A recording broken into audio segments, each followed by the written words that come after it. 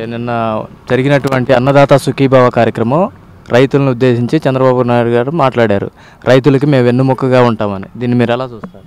దాన్ని చాలా గౌరవంగా తీసుకుంటున్నామండి. కూటమి ప్రభుత్వం వచ్చిన తర్వాత టైం ప్రకారం ఖచ్చితంగా వ్యవసాయం టయాన్ని వ్యవసాయ పనులు అనుకున్న టైంలో వ్యవసాయ పనులు జరిగే టైంలో రైతు భరోసా వచ్చింది, అన్నదాత సుఖీభావ వచ్చింది.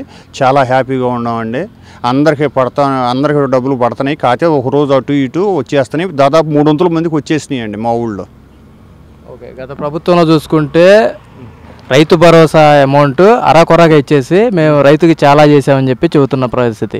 దీన్ని మీరు ఎలా చూస్తారు? ఇది మటుకు వాస్తవం అండి. ఈ కూటమి ప్రభుత్వం వచ్చి పథకాలు బాగా ఇచ్చి కూడా చెప్పుకోలేకపోతుంది. గత ప్రభుత్వం ఏమో ఊరక బట్టలు నొక్కి ఇచ్చేదేమో తక్కువ, చేసుకునే ప్రచారం ఎక్కువ.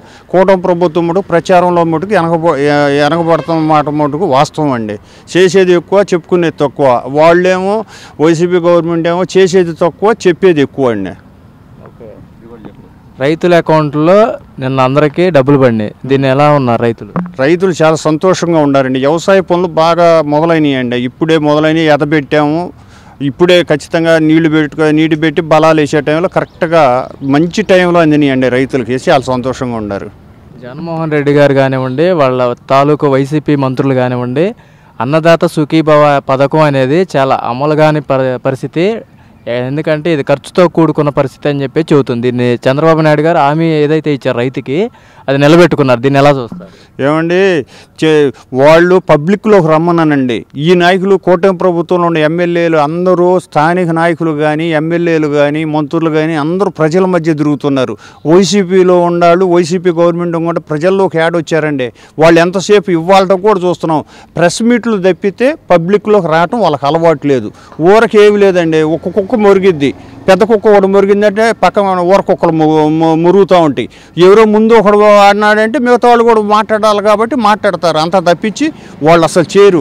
కూటమి ప్రభుత్వంలో ఉన్న నాయకులు, స్థానిక నాయకులు కానించి, ఎమ్మెల్యే కానించి, మినిస్టర్లు కానించి అందరూ అందుబాటులో ఉంటున్నారు. ఏ ప్రోగ్రాం ప్రతి ప్రోగ్రాంకి పెడుతున్నారు. గ్రామ స్థాయిలో జరుగుతుంది, మండల స్థాయిలో జరుగుతున్నాయి, నియోజకవర్గ స్థాయిలో కూడా కార్యక్రమాలు జరుగుతున్నాయి ఈ గవర్నమెంట్లో. పోయినసారి గవర్నమెంట్లో ఆయన బటన్ నొక్కటం ఒక్కటే కండి చేసింది. ఆ బటన్ నొక్కితే ఎవరు పడుతున్నాయో ఎవరు పడతలేదో తెలియదు. గత ప్రభుత్వంలో చూస్తే మంత్రులకి శాఖలపైన అవగాహన లేదు, సరికాదు కదా. ఒక అసెంబ్లీ సాక్షిగా బూతులను తిట్టే పరిస్థితి. దీన్ని ఎలా చూస్తారు? ఏమండి, సెల్ ఫోన్ వచ్చిన తర్వాత అబద్ధం అనేది ఎంత నార్మల్ అయిపోయిందో, వైసీపీ గవర్నమెంట్ వచ్చిన తర్వాత ఊర చెప్పుకోవటమే కానీ చేయటం అనేది ఉండదండి. వాళ్ళంతా మాయే. సెల్ ఫోన్ వచ్చిన అబద్ధం ఎంతో, ఈ వైసీపీ నాయకులు వచ్చిన తర్వాత వాళ్ళ పనితీరు కూడా అంతే.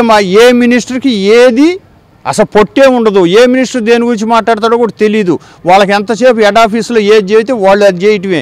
ఇవాళ ఈ మినిస్టర్లు చూడండి, ఏది కావాలంటే ఎవరు ఎడిపోతున్నారో వాళ్ళ ప్రతి నియోజకవర్గం, ప్రతి జిల్లా అందరు మినిస్టర్లు తిరుగుతున్నారు, చేస్తున్నారు. ఒక్క సమీక్షా సమావేశం ఎరుగండి గతంలో. ఒక్క మినిస్టర్ సమీక్షా సమావేశం చేసి మేము ఇది చేస్తున్నామని ఏనాడు చెప్పారు గారు. ఇవాళ ఎట్లుందండి, ప్రతి ఎమ్మెల్యే కూడా చెప్పగలుగుతున్నారు. ఇది మేము చేసేది ఇది అని మేము చెప్పగలుగుతున్నారు. చెప్పింది చేస్తున్నారు. వాళ్ళు గతంలో మినిస్టర్ చెప్పిన దానికి దిక్కులేదు. ఒక మాజీ సీఎం అయి ఉండి, ఒక పార్టీ అధ్యక్షుడు అయి ఉండి, కార్యకర్తలను రెచ్చగొట్టే విధంగా మీరు ఇప్పుడు ఏదైతే చేస్తారో తిరిగి మా గవర్నమెంట్ వస్తే మేము అదే చేసి చూపిస్తామని చెప్పి అనటం ఇది ఎంతవరకు సబబు? ఏమండి, అదేదో తెలుగుదేశం వాళ్ళు అనాలండి, వాళ్ళు కాదు అనాలండి. గతంలో వాళ్ళు సాధించి ఇవాళ వీళ్ళు ఏం సాధించారండి? ఏ విషయం లేకుండా గతంలో చంద్రబాబు నాయుడు గారిని, అచ్చెన్నాయుడు గారిని, అయినపోతుడు గారిని, కొల్లు రవీంద్ర గారిని, దూలిపాల నరేందర్ గారిని ఇంతమందిని హెరాస్మెంట్ చేసి జైల్లో వేసింది వాళ్ళు. ముందుగా దారి చూపించింది వాళ్ళు. వాళ్ళ రకంగా వీళ్ళు చేయట్లేదుగా. వీళ్ళు చట్ట ప్రకారం చేసుకెళ్తున్నారు. వీళ్ళు అనాలి, మీరు చేసిన దానికి మేము చేస్తున్నాం అని అనాల్సింది వీళ్ళు అంటల్లా. వాళ్ళు దారి చూపించి అన్ని హెరాస్మెంట్లు చేసింది వాళ్ళు, మళ్ళీ వీళ్ళని అంటున్నారు. రోజా మాట్లాడుతూ ఇప్పుడు మీరు ఎగిరి పడితే మా టైం వచ్చాక మేము ఎగరేసి దంతాం అంటుంది. దీన్ని ఎలా చూస్తారు ఒక మహిళ అయి ఉండి? ఏమండి ఆమెను గురించి ఎంత తక్కువ మాట్లాడుకుంటే అంత మంచిదండి. ఆమె ఎగిరెగిరి చెన్నై పోవటానికి రెడీగా ఉందండి. ఆమె అటు పోవటానికి సిద్ధం అయ్యి ఇక్కడ ఉండాలి కార్యకర్తలు రెచ్చగొడుతుందండి. వాళ్ళేం రారు, కార్యకర్తలు కూడా రోడ్డు వీళ్ళని నమ్ముకొని కార్యకర్తలు రోడ్డు మీద రారు. వాళ్ళల్లా చూస్తూనే ఉన్నాం. ఎప్పుడో పాత ఎన్ని క్లిప్పింగులు తీసుకొచ్చి ఇప్పుడు పెట్టి పేపర్లో నన్ను ఆ టీవీలో చూపించుకుంటారు. అంత తప్పించి పబ్లిక్గా జనం అనేది వాళ్ళు పిలిస్తే స్పందన రాదు, జనం రారు. రాకుండా పాతాడిని క్లిప్పింగులు పెట్టుకొని చూస్తూనే ఉన్నాం. 4 రోజులు సింగపూర్ పర్యటనలో వాళ్ళు ఏదో ఓటాల కోసం వెళ్ళారు, లావాదేవీల కోసం వెళ్ళారని చెప్పేసి వైసీపీ ప్రభుత్వం ఆరోపిస్తుంది. దీన్ని ఒక రైతుగా మీరు ఎలా చూస్తారు? ఏమండి అట్ట చేసి ఇప్పుడు చలి పుడుతుంది, మేము పోలేదు, కోడిగుడ్డు ఎమటే వచ్చిద్దా, కోడిగుడ్డు పొదగాలి బేడ చెప్పినాడు వాళ్ళు. వాళ్ళకి తేడా నక్కకి నాగలోకానికి అంత తేడా ఉందండి. ఆ పెట్టుబడులు వస్తాయా రావా, వాళ్ళకి ఆ పెట్టుబడులు ఆ కంపెనీ మాట్లాడడానికి నోరు తిరగదు. ఆ నోరు తిరక్క, ఆ కంపెనీ పేర్లు నోరు తిరక్క ఏదో ఒకటి అనాలి కాబట్టి, ఏదో ఒకటి అపనిందన చేయాలి కాబట్టి వేస్తున్నారు. వాళ్ళకేం తెలుసండి? ఏదైనా తెలుసా వాళ్ళకి పెట్టుబడులు అంటే ఏంది, ఎవరితో మాట్లాడాలి, ఎట్లా సాధించాలి అనేది వాళ్ళకేం తెలుసండి? వాళ్ళకి తెలియని వాళ్ళని మనం అనుకోవడం కూడా తప్పండి. అసలు గత ప్రభుత్వంలో సింగపూర్ వాళ్ళు వచ్చి ఇక్కడ పెట్టుబడులు పెట్టాలి అంటే 143 కోట్లు కావాలని చెప్పి ముడుపులు అని చెప్పేసి అడిగిన పరిస్థితి. దానివల్ల సింగపూర్ వాళ్ళు వెనక్కి వెళ్ళిపోయారని చెప్పేసి చంద్రబాబు నాయుడు గారితో వాళ్ళు చెప్పిన మంత్రులు చెప్పిన మాట. దీన్ని ఎలా చూస్తారు? అది కరెక్ట్ అండి. వాళ్ళకి కావాల్సింది ఏంటంటే లేచిన కానించి నాకేంది ఏమి ఇస్తారనేది దోలాడుకుంటూ ఉంటారు. ఏ కంపెనీ వాడు వస్తే వాడు ఆఖరికి వేసుకునే కడ్రాయిల్ కంపెనీని అన్నీ వదిలిపెట్టలేదండి. సింగపూర్ అనేది ఎలాంటి కంపెనీ ప్రపంచంలోనే చిన్న దేశమైన అంత సాంకేతికంగా ముందంజలో ఉంది. అలాంటి దేశాన్నే వాళ్ళు లంచం అడిగి మామూళ్ళు అడిగి ఎల్లగొట్టారండి. అలాంటి దేశాన్ని మనం ఆదర్శంగా తీసుకోవాలి. కానీ వాళ్ళు వచ్చిన వాళ్ళు ఎల్లగొడతాం అంటే ఏందండి? అది పరిస్థితి. వాళ్ళకి ఈ పెట్టుబడులు ఒట్టుబడులు అనేది వాళ్ళకి తెలియదండి. వాళ్ళు వేసిన కాడి నుంచి పొద్దున పూట తెచ్చామా, అమ్మామా, ఇలా అమ్మేంత, వీళ్ళు ఎంతసేపు ఏంటంటే తెల్లారు ఎవడు వస్తున్నాడని చూస్తారు. మా కమిషన్ ఎందుకు చెప్పు, నీ పని నువ్వు చేసుకొని నా డబ్బులు నాకు, ఇది కమిషన్ లెక్కండి వాళ్ళకి. గత ప్రభుత్వంలో చూస్తే 5 ఏళ్లుగా అమరావతిలో ఒక్క ఇటుక వేసిన పాపాన లేదు. ఇప్పుడు కూటమి ప్రభుత్వం వచ్చింది, చంద్రబాబు నాయుడు గారిని రైతులు నమ్మే పరిస్థితి ఉందంటారు. ఏమండి అమరావతి అనేది ప్రపంచంలోనే ఒక మంచి విధానం. ఎక్కడైనా సరే ఒక్క మాటని సొంత అన్నదమ్ములు కూడా ఒక్క అంగుళం కాడ ఒక్క జానకాడే తగాదాలు కోట్లు పోతున్నారండి. ఒక నాయకుడు మాటిని 33,000 ఎకరాలు ఇచ్చారండి. అలాంటి రైతుల్ని, రైతు భార్యల్ని ఆ రకంగా టార్చర్ పెట్టారండి. భూమిలు వాళ్ళకేం తెలుసండి? భూమిలో వాళ్ళకి తెలియదండి. అలాంటి భూమిని పెట్టుబడిగా పెట్టుకొని రైతుకి ఏడన్నా ₹1 డబ్బులు ఇచ్చారండి. ఇవ్వకుండా నోటి మాట ద్వారా ఇచ్చారు. దాన్ని డెవలప్ చేస్తే మనం కూడా డెవలప్ అవుతాం. రాష్ట్రం డెవలప్ అయ్యేది, రాజధాని డెవలప్ అయ్యిద్ది, రాష్ట్రం డెవలప్ అయ్యిద్ది, ఆ పక్కన ఉండే వాళ్ళందరూ డెవలప్ అవుతారనే ఆలోచన మహానాయకుడిది. వీళ్ళకేముందండి? ఏదో బురద చల్లటం, అన్నిటి చూస్తూనే ఉండే కంపెనీల వాళ్ళకి మెయిల్ పెడతాం ఏందండి? పెట్టలేకపోతే ఎవరైనా ఒక వ్యక్తిగా పెడితే భోజనం పెట్టాలి. ఓపిక లేకపోతే పెట్టేవాడు ఇల్లు చూపించాలి. వీళ్ళు పెట్టరు, పెట్టేవాడినే చెడగొడుతున్నారు. ఇలాంటి వైసీపీ గవర్నమెంట్ వాళ్ళ ఆలోచన విధానమే కరెక్ట్ కాదండి. అసలు ఆ పార్టీని ఎంత దాన్ని లేకుండా చేస్తేనే ఆంధ్ర రాష్ట్రం అనేది బాగుపడిద్ది. కానీ ఆ గవర్నమెంట్ని దాన్ని సపోర్ట్ చేసే వాళ్ళ ఆలోచన తప్పు. వాళ్ళు ఎప్పుడు సపోర్ట్ అనేది ఎవరు చేయకూడదు. అమరావతి రైతులు 1 సంవత్సరాల కాలంగా దీక్షలు చేశారు. ఇది ఇక్కడ అమరావతిలో మళ్ళీ కూటమి ప్రభుత్వం రావాలి అని. వాళ్ళ కళ నెరవేరి ఇప్పుడు మళ్ళీ కూటమి ప్రభుత్వం అధికారంలోకి వచ్చింది. ఇప్పుడు రాజధాని రైతుల పరిస్థితి ఏమిటి? ఇప్పుడు రైతుల పరిస్థితి బాగానే ఉందండి. వాళ్ళ కౌలు ఇస్తామన్న కౌలు కూడా ఇవ్వకుండా ఆపేసింది.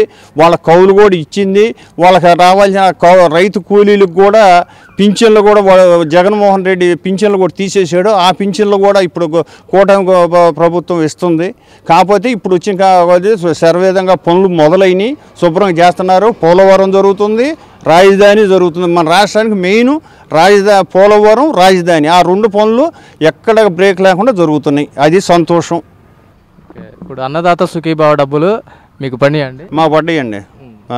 ఇగో మెసేజ్ కూడా ఉందండి. బ్యాంకు మాకు SBIలో ప్రధానమంత్రిది పడింది. అది పడిన తెల్లారి స్టేట్ గవర్నమెంట్ది 5,000, 7,000 పడ్డాయండి. ఈ అన్నదాత సుఖీభావ డబ్బులు మీ వ్యవసాయం చేసుకోవడానికి ఎంతవరకు ఇప్పుడు ఉపయోగపడతాయి అండి? ఇప్పుడు ఎందుకు ఉపయోగపడవండి? ఇప్పుడు ప్రస్తుతం తొలి బలం వేసుకుంటామండి. తొలి బలానికి ఉపయోగపడతాయండి. పైన కలుపు మందులు కొట్టుకోవడానికి, బలం మందులు కొట్టుకోవడానికి మనకి ఇప్పుడు ప్రస్తుతానికి ప్రతి రైతుకు ఉపయోగపడతాయండి. చంద్రబాబు నాయుడు గారు ఏదైతే సూపర్ 6 కూటమి ప్రభుత్వం ఇచ్చిందో దీన్ని ఒక్కొక్క పథకం అమలు చేసుకుంటూ వస్తుంది. ఒక రైతుగా దీన్ని మీరు ఎలా గమనిస్తారు? ఏమంటే మీకు ప్రతిరోజు గమనిస్తా, పేపర్ చూస్తున్నా, టీవీ చూస్తున్నామండి. ప్రస్తుతం రావడమే పింఛను పెంచారండి. తొలిగా పింఛను పెంచారు. 1000 రూపాయలు ఒక్కసారే 1000 రూపాయలు పెంచారండి. పోయిన గవర్నమెంట్లో లాగా ట్రిప్కి 250 కాటికి సంవత్సరం పాటు పెంచలేదు. తర్వాత టైటిల్ యాక్ట్ రద్దు చేశారు. తర్వాత రోడ్లు ఇక ఎట్టుండేదండి ఈ రోజుల్లో గత ప్రభుత్వంలో బండికి ఇక చెప్పేది లేదు, పోయినాలో తిరిగి వస్తాం అనేది కూడా లేకుండా ఉండేది. మా గ్రామాల్లో రైతులు గ్రామ రోడ్లలో కూడా నాట్లు వేసారండి. అసలు 5 సంవత్సరాలు అసలు ఏం పట్టించుకోవాలా. తర్వాత ఈ పిల్లలకి పింఛన్లు వేసేసారు. పిల్లలకి బళ్ళో శుభ్రంగా వాళ్ళవి మొత్తం పడిపోయినాయి. ఇప్పుడు గ్యాస్ సిలిండర్లు 2వ విడత కూడా బ్యాంకుల్లోనే సిలిండర్ల పథకం అయిపోయింది. ఇవాళ అన్నదాత సుఖీభావ ఇచ్చారు. రేపు ఇంకొక 11 రోజుల్లో ఆడాలకి ఫ్రీ బస్సు వస్తుంది. వైసీపీలో ఉన్నటువంటి సీనియర్ నాయకులు ఒక కార్యకర్తలకి దిశానిర్దేశం చేయాల్సిన వాళ్ళే ఒక రపా మధ్య ప్రభుత్వం వస్తే రపా అని చెప్పి మాట్లాడుతుంది. ఎలా చూస్తారు? అసలు చాలా తప్పు కదండి. పెద్దలు అనేవాళ్ళు సర్ది చెప్పాలి, మన అది పద్ధతి కాదు అని చెప్పాల్సిన వాళ్ళు పోయి ప్రతిదానికి అట్లా రెచ్చగొట్టి అట్లా చేయటం అంటే మనం సమాజాన్ని ఎటు తీసుకెళ్తున్నామండి. మనం సక్రంగా ఉండి వాళ్ళు చేసే తప్పులు మనం సరిదిద్దాల్సింది పోయి పండ్రా రోడ్లు ఎక్కండ్రా వాడిని అట్టానండి ఇట్టానండి బూతులు తిడతామండి. వైసీపీ అనే నేను చెబితే ముందుగా చెప్పినట్టు ఈ టెలిఫోన్ మన సెల్ ఫోన్ వచ్చిన తర్వాత అబద్ధం నార్మల్ అయిపోయిందో వైసీపీ అనే పార్టీ పెట్టిన తర్వాతే బూతులు అనేవి రాజకీయాల్లోకి వచ్చినాయండి. అంతకుముందు రాజకీయాల్లో బూతు మాట వచ్చేది కాదు. వైసీపీ అనే పార్టీ వచ్చిన తర్వాతే బూతులకి అంబాసిడర్. అంతకుముందు ఏదైనా సరే గతంలో ఉన్న అసెంబ్లీ రికార్డులని చూసుకోండి, లేదా న్యూస్ పేపర్లని చూసుకోండి, ఒక్క తప్పుడు మాట మాట్లాడితే ఏదన్నా వే ఆఫ్ టాక్లో కొంచెం ఏదైనా టంగ్ స్లిప్ అయితే సారీ అనేవాళ్ళు. ఇవాళ సారీ అనే మాట లేదండి. బూత్ వస్తే మంచిది, వాళ్ళు అట్లా నేర్పారు. ఒక రకంగా ఆలోచిస్తే ఆంధ్రప్రదేశ్ అదృష్టం అండి. చంద్రబాబు నాయుడు అనే అతను ఆంధ్రప్రదేశ్లో పుడతాం, మన రాష్ట్రానికి ముఖ్యమంత్రి అదృష్టం. ఇంకొక రకంగా ఆలోచిస్తే వైసీపీ వాళ్ళ లెక్క ఆలోచిస్తే ఎందుకు ఈయనకి ఇంత బాధ, ఎందుకు ఆయనకి జరగదా?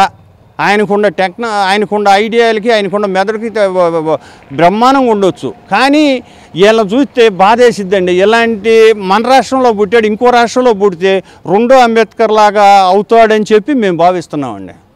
ఈ వీడియో నచ్చితే లైక్ చేయండి. అలాగే మా ఛానల్ ని ఫస్ట్ టైం కనుక చూస్తున్నట్టయితే ఇప్పుడే సబ్స్క్రైబ్ చేసుకుని పక్కనే ఉన్న గంట సింబల్ ని యాక్టివేట్ చేసుకోండి. అప్పుడే మేము పెట్టే ప్రతి వీడియో మీకు నోటిఫికేషన్ గా వస్తుంది. అలాగే ఈ వీడియో పూర్తిగా చూసినందుకు ధన్యవాదాలు.